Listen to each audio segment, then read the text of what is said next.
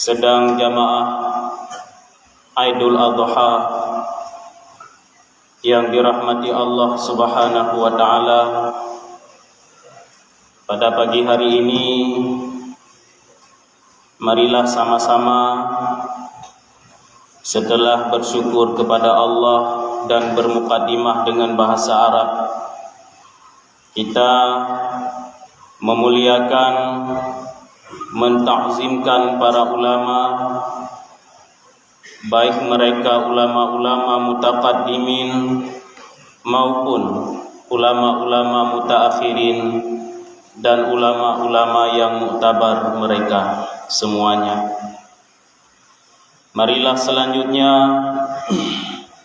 yang kita muliakan para tokoh ulama kita, tengku-tengku, ustadz-ustadz yang ada di kampung Sukaraja, beserta tokoh umara yang selalu mendidik kita, mengarahkan kita ke jalan yang baik yang menguntungkan kita dan dicintai oleh Allah Subhanahu wa taala.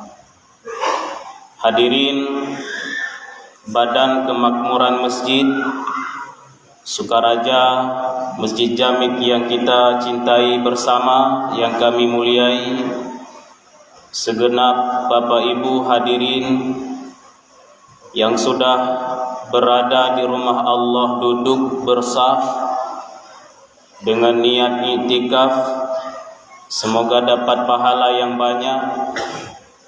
Setelah barusan kita melaksanakan 2 rakaat salat Aidul Adha, berikut dengan pembacaan 2 al-khutbah, marilah sama-sama kita berharap dan memohon kepada Allah, sudi kiranya Allah menerima semua amal-amal kita yang sudah kita laksanakan. Amin.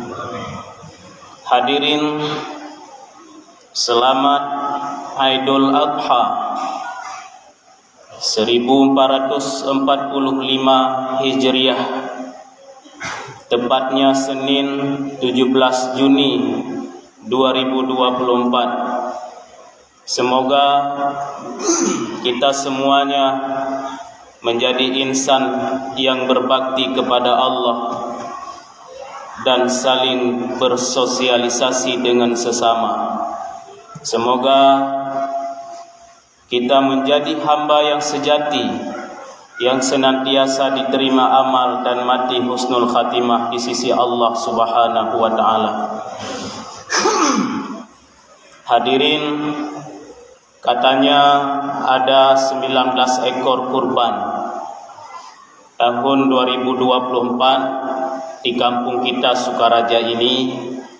Dengan demikian kita jangan bersombong, tapi ini adalah sebuah pemecah rekor di kecamatan, bisa saja di kabupaten. Namun saya mendengar untuk tahun yang lalu itu lebih banyak. Semoga tahun depan Bapak Ibu bisa meningkatkannya kembali. Amin. Hadirin, dalam hal itu marilah kita melihat sebuah hadis Nabi dari Anas dan Sayyidina Ali karimallahu wajhahu, di mana di padang mahsyar setelah manusia itu dibangkitkan, Allah Subhanahu wa taala berfirman, "Wahai malaikatku, janganlah kamu biarkan hamba-hambaku berjalan kaki." Malaikat bertanya, "Ya Allah, apa yang kami bisa lakukan?" "Ambilkan kurban-kurban mereka, jadikan kurban mereka dengan seindah-indahnya kendaraan mereka pada hari ini, karena hamba-hambaku sejak di dunia tidak pernah berjalan kaki kecuali perjalanan yang singkat sekali." Sejak dari alam sulbi bapaknya, maka yang menjadi kendaraan adalah sulbi bapaknya. Lalu masuk ke dalam alam rahim ibunya, 9 bulan, 1 tahun, malah lebih berada di dalam perut sang ibu menjadi kendaraan manusia. Setelah manusia itu lahir ke dunia, maka yang menjadi kendaraan mereka adalah gendongan ibunya sampai 2 tahun lebih. Setelah itu yang menjadi kendaraannya adalah bahu-bahu dan pundak-pundak ayah-ayah mereka. Setelah mereka besar sedikit, yang menjadi kendaraan mereka adalah sepeda-sepeda mereka. Yang menjadi kendaraan mereka adalah Honda-Honda mereka. Setelah mereka lebih dewasa, mereka menjadikan kendaraan sebagai mobil-mobil mereka. Setelah mereka lebih populer dan kaya, mereka berjalan di atas awan dengan pesawat-pesawat mereka. Mereka berjalan di atas laut, di air laut dengan kapal-kapal laut mereka. Malah sampai mereka terbujur kaku, mati. Mereka tidak berjalan kaki ke kubur, tapi mereka menjadikan pundak-pundak saudara mereka sebagai kendaraan mereka menuju alam kubur. Janganlah kalian biarkan hamba-hambaku berjalan kaki di padang mahsyar. Maka Bapak Ibu, kita di sini mengucapkan selamat bagi orang-orang yang sudah berkorban. Sesungguhnya mereka sudah memiliki kendaraan di padang mahsyar. Adapun bagi kita yang belum berkorban, berusahalah sebaik mungkin cari harta sebanyak-banyaknya agar kita dapat menyusul juga melaksanakan kurban sebagai bahan kendaraan kita di yaumil mahsyar nanti. Selanjutnya marilah kita melihat sebuah hadis Nabi yang mulia bersabda, "Azimu dhahayakum fa innaha ala sirati matayakum." Perbaguslah, perbanyaklah korbanmu tiap tahun, karena sesungguhnya korbanmu adalah sebagai kendaraanmu di titik siratal mustaqim. Hadirin yang dirahmati Allah Subhanahu wa taala, sedang Idul Adha. Sesungguhnya pengorbanan itu semua adalah hanya pengorbanan anak binatang atau semacam harta saja. Lebih daripada itu, sebagaimana yang sudah kita ketahui bersama, Nabi Ibrahim alaihi salam, beliau tidak tanggung-tanggung mengorbankan 1000 ekor domba, 300 ekor lembu, dan 100 ekor unta. Malah beliau bernazar, seandainya beliau diberikan seorang anak lelaki, beliau akan kurbankan di jalan Allah jika itu menjadi perintah. Maka pada suatu saat Allah Subhanahu wa taala berikan Nabi Ibrahim seorang anak, namanya Nabi Ismail alaihi salam. Lalu selanjutnya ketika sudah agak remaja, Nabi Ismail ini ternyata diperintahkan oleh Allah Subhanahu wa taala untuk disembelih oleh ayahnya Nabi Ibrahim sebagai tebusan nazar. Maka pada saat itu dengan tanpa ragu, Nabi Ibrahim membawa anaknya, meminta kepada Siti Hajar menghiasi anaknya, memandikan anaknya, menghiasi, memberikan wangi-wangian anaknya. Dan Nabi Ibrahim membawa putranya Ismail ke Mina. Sampai ke Mina, datanglah iblis. Ini perlu diperhatikan, Bu. Bapak, datang iblis berbisik kepada Ibrahim alaihi salam, "Ya Ibrahim, apa yang akan engkau lakukan? Sudah lama engkau menanti seorang anak lelaki, tampan rupanya, indah tutur katanya, dan dia sangat sopan bersama kalian. ternyata pada hari ini engkau ingin menyembelihnya. Kata Nabi Ibrahim, iblis, kau tidak tahu persoalan dasar engkau dilaknat Allah, pergilah kamu.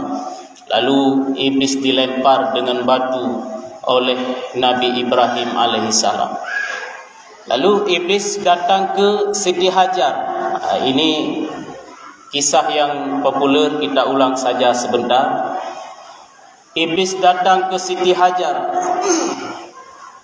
Siti Hajar, apa yang kamu lakukan di rumah? Engkau tahu bahwa suamimu Nabi Ibrahim telah membawa putranya ke Mina dan dia akan disembelih. Kata Hajar, untuk apa suami saya menyembelih anaknya?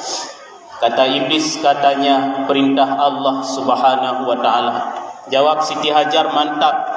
Kalau memang perintah Allah, apa urusanmu? Jangankan anak saya saja rela untuk dikorbankan. Demikian kata Ibu Hajar.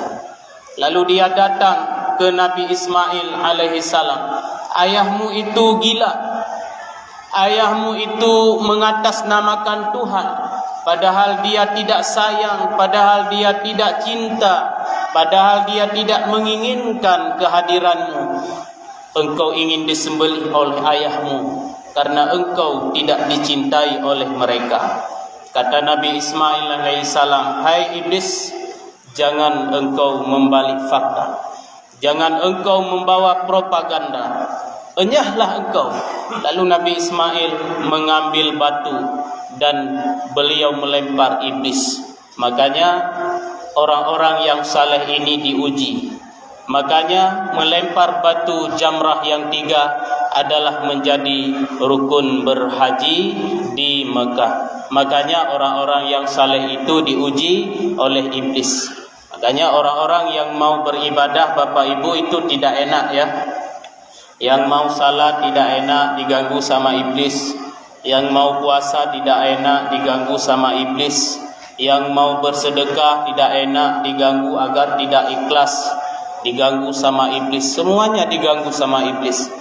Makanya iblis itu tiap-tiap kampung dihadirkan oleh Allah Subhanahu wa taala untuk menyesatkan umat manusia agar tidak salah. Maka ada sebagian yang diganggu oleh iblis sehingga mereka tidak salat. Ada ayah-ayah yang tidak salat, ada ibu-ibu yang tidak salat. Kira-kira banyakkan mana ini? Banyak ibu-ibu atau banyak bapak-bapak yang tidak salat? Jangan dibongkarlah. Tapi yang jelas hari ini kita bersama sudah tahu bahwa salat itu adalah ibadah yang hebat. Tapi masih ada orang yang meninggalkan ibadah salat. Masih ada itu orang yang meninggalkan ibadah salat, masih segan, masih tak mampu melaksanakan ibadah salat. Kenapa? Karena mereka diganggu oleh iblis. Makanya ada orang tua kadang pas azan, Allahu Akbar, Allahu Akbar. Dia taunya perintah anak. Hai gam, salat kau. Kalau kau tidak salat, gurumu marah. Anak heran. Jadi kalau ayah tidak salat, guru ayah tidak marah.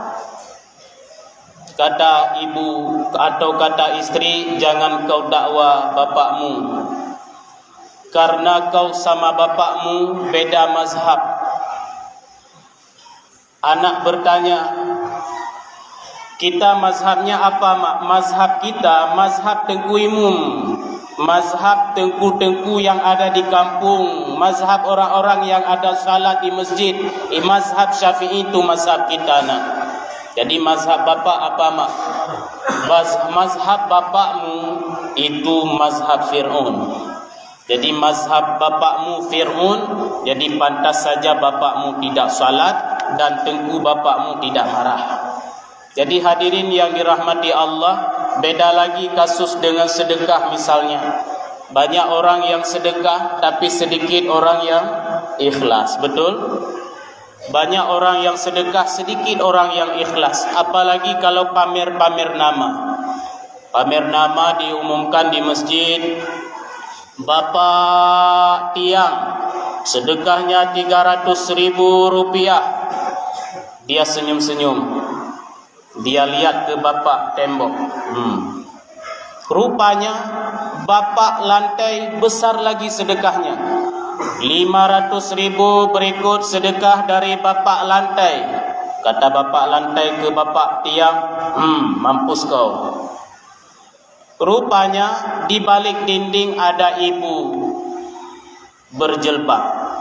Diumumkan di masjid, ibu yang berjilbab itu bersedekah 500.000 rupiah pada tanggal Senin, Selasa 2 juta, Rabu 5 juta, malah kelepek-kelepek bapak-bapak yang sudah terdahulu. Kata ibu yang di balik tirai, hati-hati kalian ya.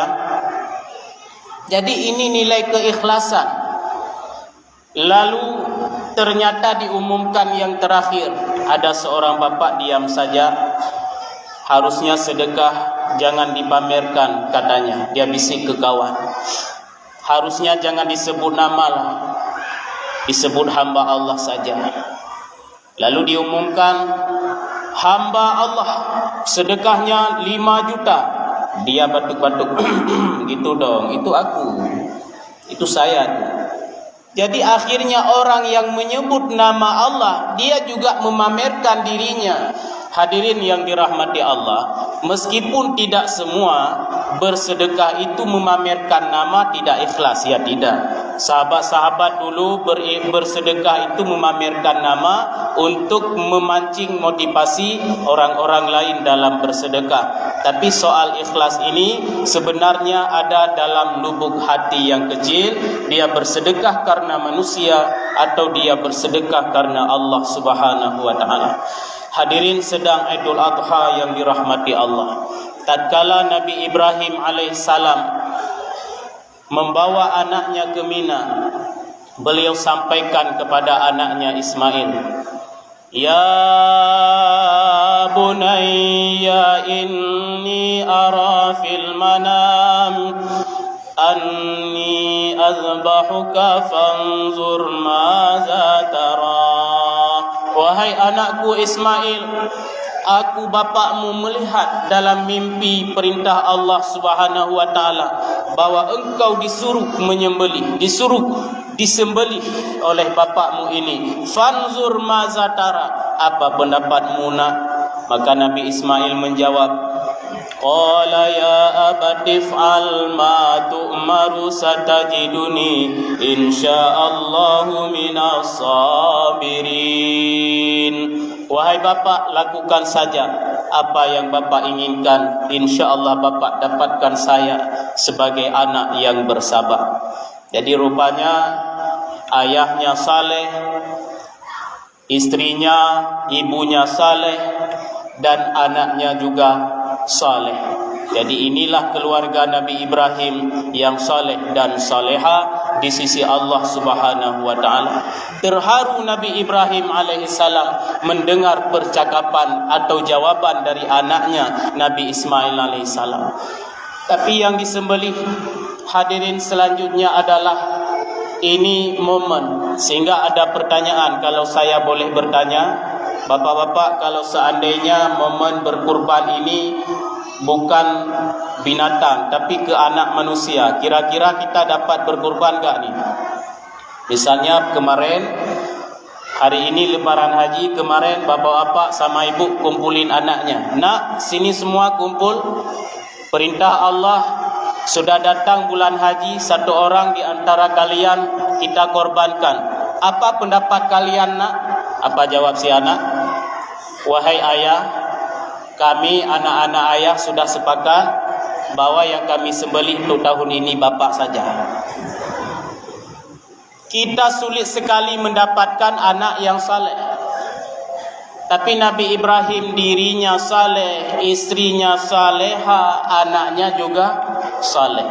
Maka hari ini kita kalau ingin anak yang saleh, salehkan diri kita dulu, Pak. Kita ini salat jarang, ke masjid jarang, diazan di masjid, buat masjid untuk anak cucu. Ditanya sama orang, bapak ibu kenapa enggak ke masjid? Ya dia mau, bagaimana mau ke masjid? Karena dia bangun masjid untuk anak cucu, bukan untuk dia. Makanya pas salat maghrib isya di masjid selalu 1-2 saf. Yang lain masih di rumah terus, mencintai rumahnya, mencintai TV-nya. Malah seperti di kota-kota, kalau pagi mencintai spornya, pagi-pagi maratonnya, dia tidak salat subuh.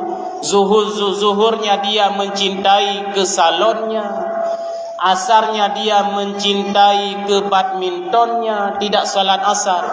Maghribnya dia masih sambung bisnis, mencintai handphonenya.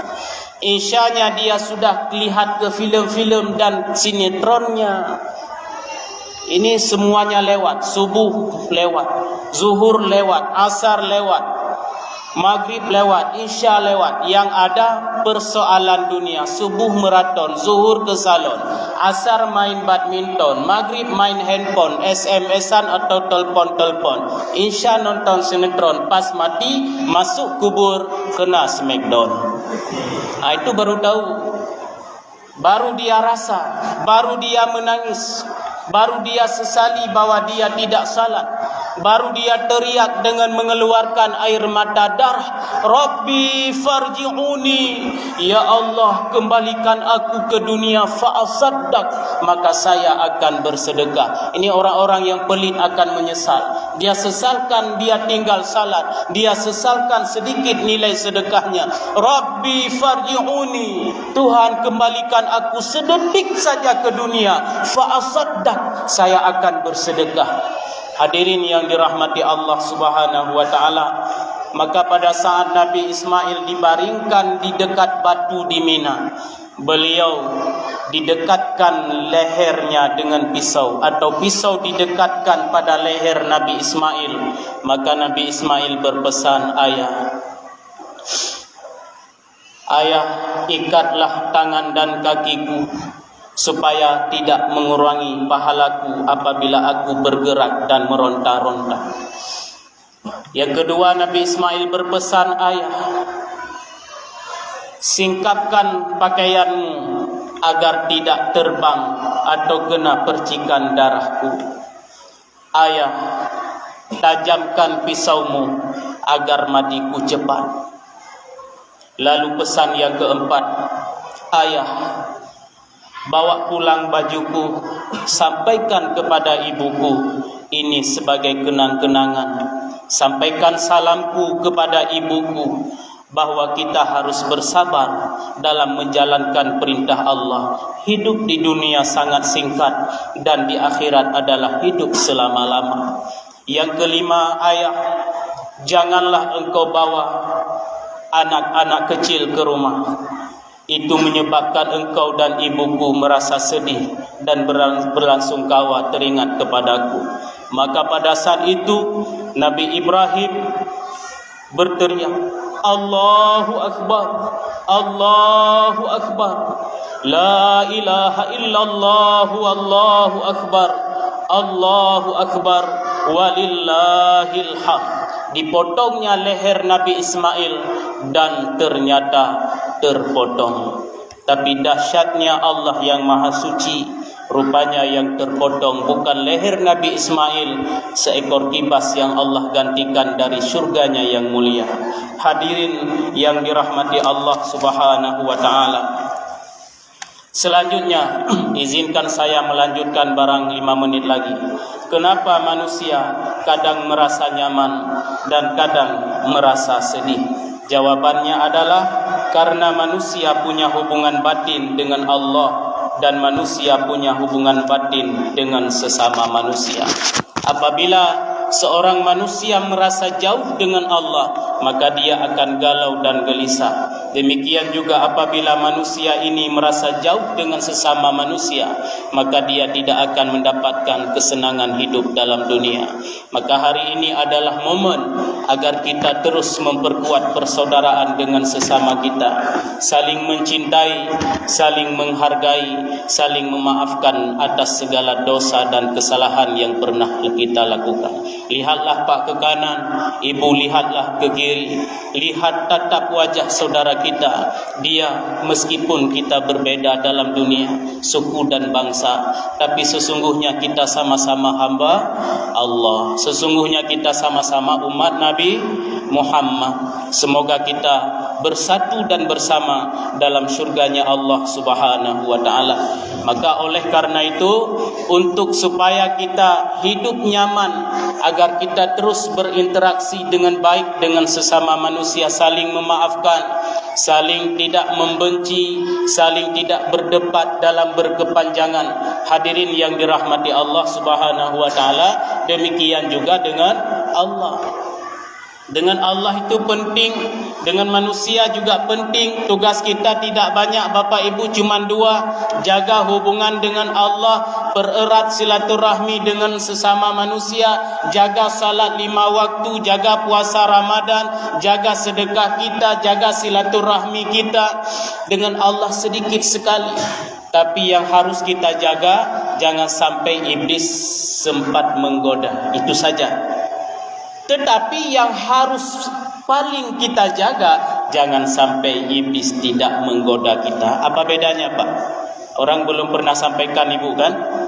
Bahaya iblis apabila menggoda kita, lebih bahaya apabila kita tidak digoda sama iblis. Percaya enggak? Nah ini saya sampaikan.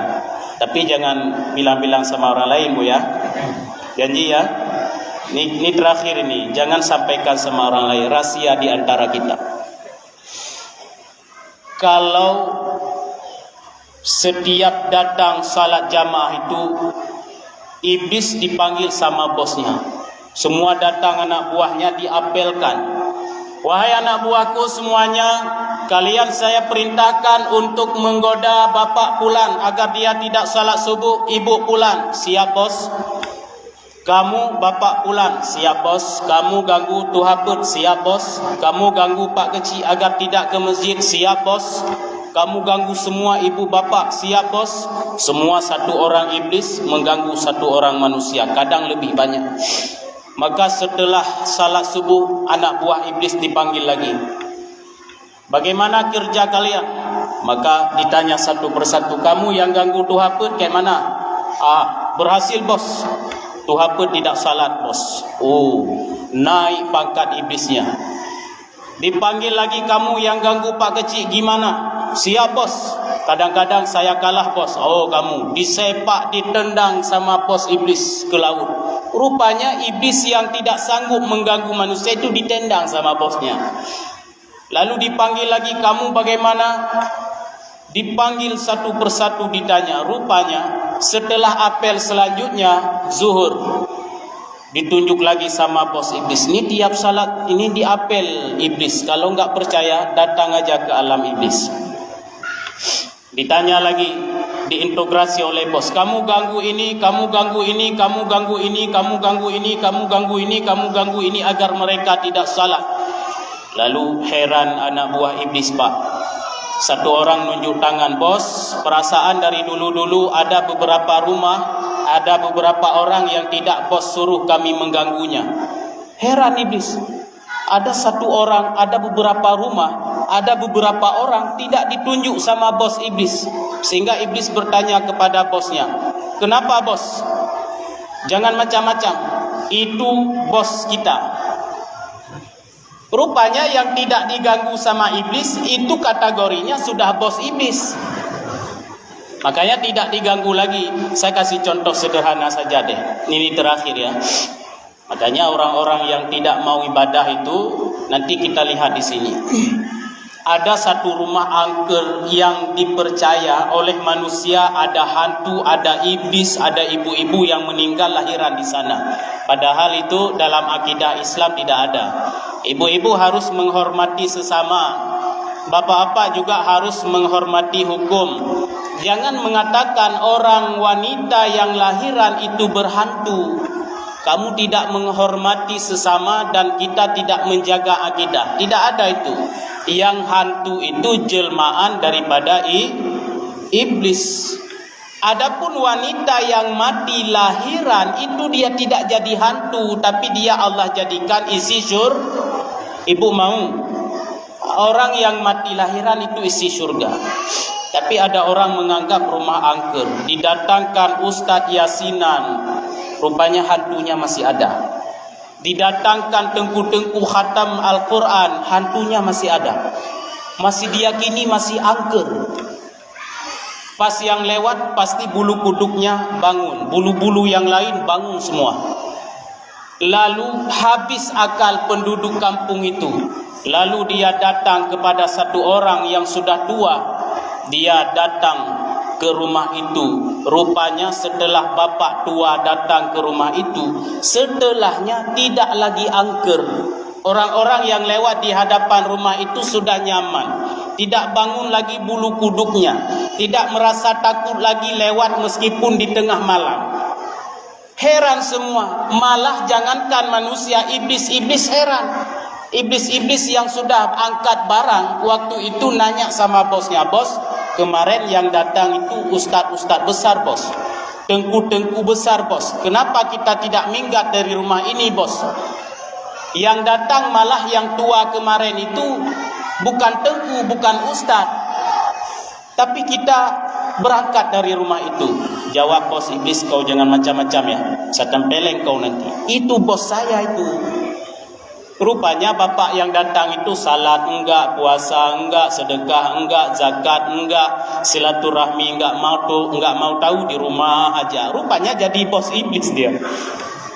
Hadirin yang dirahmati Allah Subhanahu wa taala, makanya pesan singkat di sini, jangan kita pilih diganggu sama iblis atau dibiarkan sama iblis. Jawab dengan jujur. Diganggu sama iblis atau dibiarkan sama iblis, Ibu? Diganggu sama karena enggak ada cerita enggak diganggu. Makanya kita salat saja, insyaallah. Amin. Kita puasa saja, amin. Kita iktikaf dalam masjid dan kita belajar mencari ilmu terus. Amin. Itu adalah kewajiban kita. Jadi pasangannya salat ilmu, puasa ilmu, sedekah ilmu, kurban ilmu, duduk di masjid ilmu, iktikaf ilmu, semuanya pasangannya dengan ilmu. Hadirin yang dirahmati Allah, dan hubungan dengan Allah jangan pernah kita tinggalkan berzikir. Ini yang terakhir. Maafkan saya kalau agak sedikit telat. Maka kita harus selalu berzikir, apalagi di hari lebaran ini, mulai dari sejak semalam sampai tanggal 17, 18, 19, 20 setelah asar. Itu adalah hari terakhir kita bertakbir.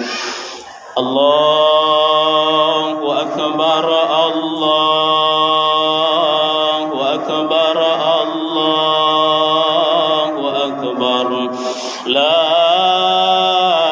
ilaha illallah, Allahu Akbar, Allahu Akbar, walillahil hamd.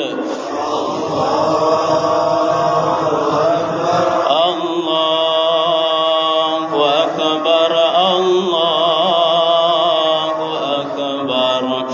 La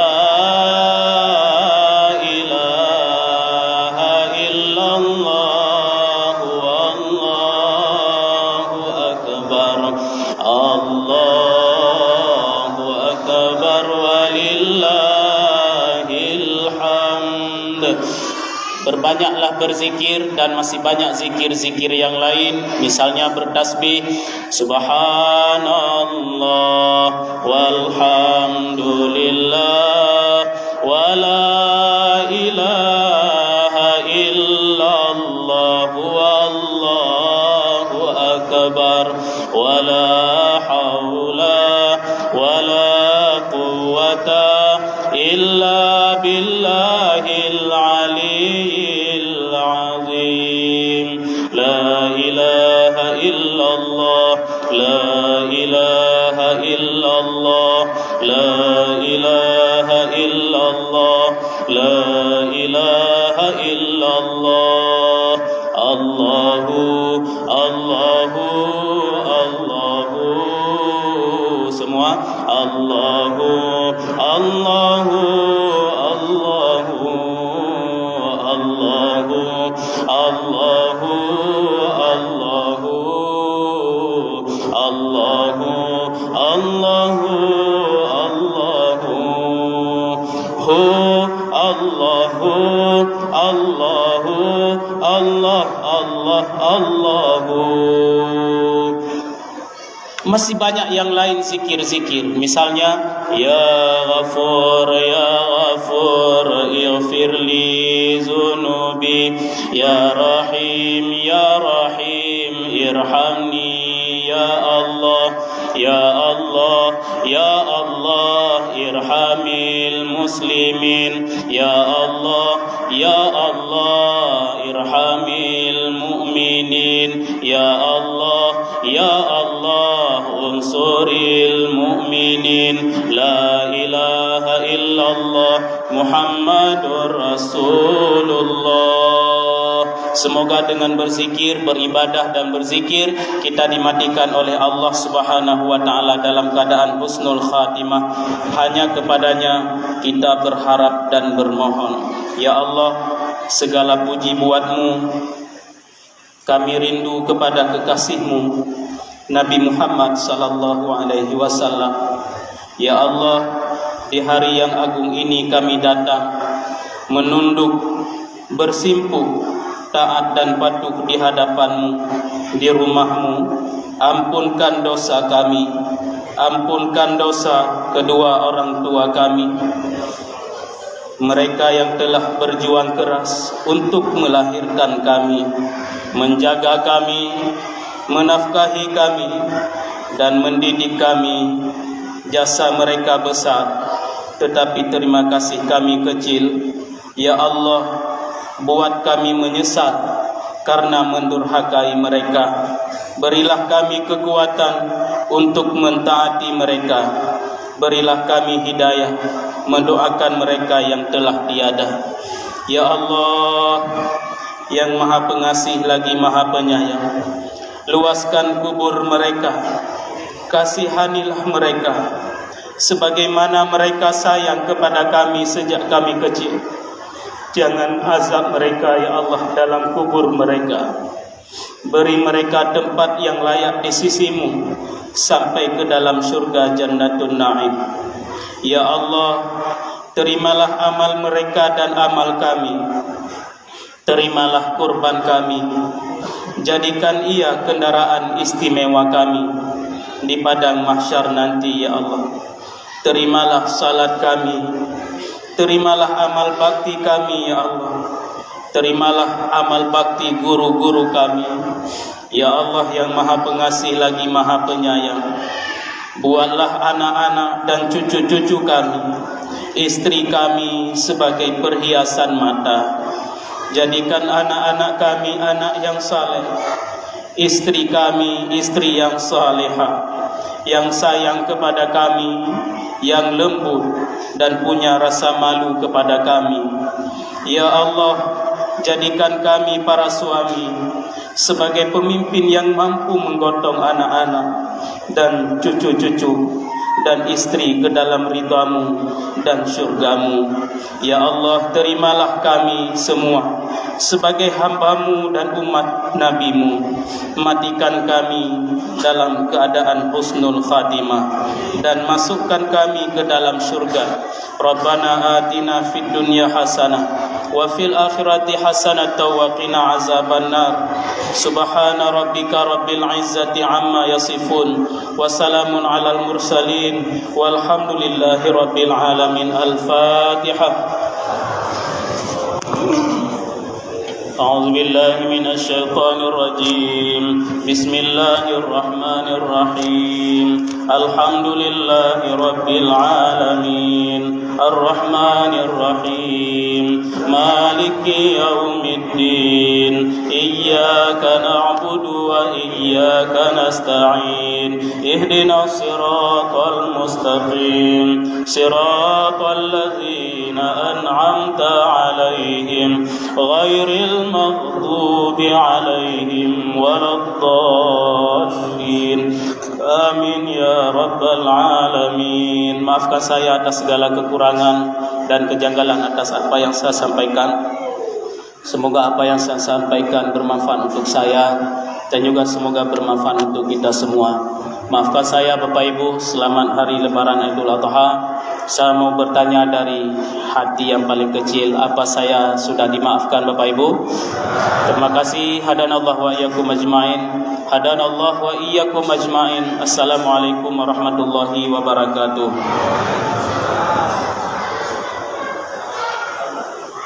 Sallallahu ala sayyidina Muhammad